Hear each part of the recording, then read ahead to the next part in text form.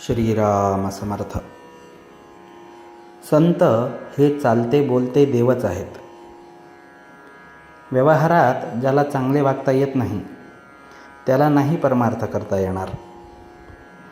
व्यवहारात झालेल्या गोष्टींचा मनावर परिणाम होऊ देणार नाही असा निश्चय करावा आणि सद्गुरू आज्ञाप्रमाण मानून तो तडीस न्यावा. साधनावर जोर द्यावा. स्वतः कोण याची ओळख करून घ्यावी. भगवंतापरते कोणी नाही हे कळले म्हणजे मी कोण हे कळते. निर्गुण जरी समजले तरी सगुण नाही सोडू. माझ्या मुखी राम आला यापरते दुसरे भाग्य ते कोणते. हृदयात स्फूर्ती येऊनच आपण बोलतो. मग आमच्या मुखात राम आला तर तो हृदयात नाही असे कसे म्हणावे. तुम्ही मला उपनिषदातले सांगा म्हटले तर कसे सांगू. ज्याने जे केले तेच तो सांगणार. एक गुरु आज्ञा पालन याशिवाय दुसरे काहीच मी केले नाही तर मी दुसरे काय सांगणार. संतांचा समागम केला म्हणजे आपण मार्गाला लागतो. आपण साधूला व्यवहारात आणतो आणि नंतर तो आपल्याशी व्यवहाराने वागला म्हणजे त्याच्याजवळ समता नाही म्हणून उलट ओरड करतो. संत हे देहाचे रोग बरे करीत नसून त्या रोगांची भीती नाहीशी करतात. संत हे चालते बोलते देवच आहेत. संतांच्या देहाच्या हालचालींना महत्त्व नाही.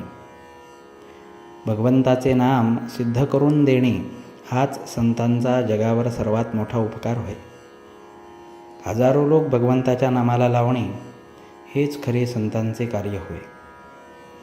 संतांचा कोणताही मार्ग हा वेदांच्या आणि शास्त्राच्या उलट असणे शक्यच नाही. संत सूर्यासारखे जगावर स्वाभाविक उपकार करतात. सूर्याचे तेज कमी होते आहे असे शास्त्रज्ञ म्हणतात, पण संतांचे तेज मात्र वाढतेच आहे. श्रीमंत आईबापांच्या पोटी जन्माला आलेला मुलगा भीक मागताना पाहून आपल्याला त्याची कीव येते.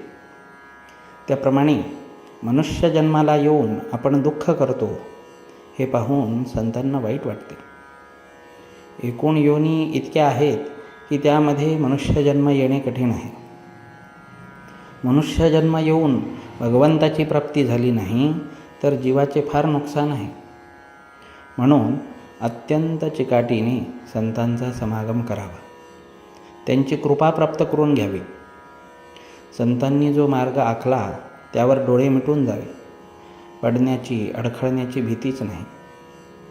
आपण प्रपंचात इतके खोल जातो की संतांची हाक ऐकूच येत नाही. ती ऐकू येईल इतक्या तरी अंतरावर असावे.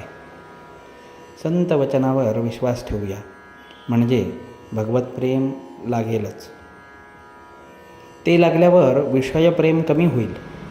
म्हणून संतांची संगत करणे एवढे जरी केले तरी कल्याणच होईल. संत संगती आणि नामस्मरण यानेच भगवत प्रेम येईल. जानकी जीवनस्मरण जय जय राम.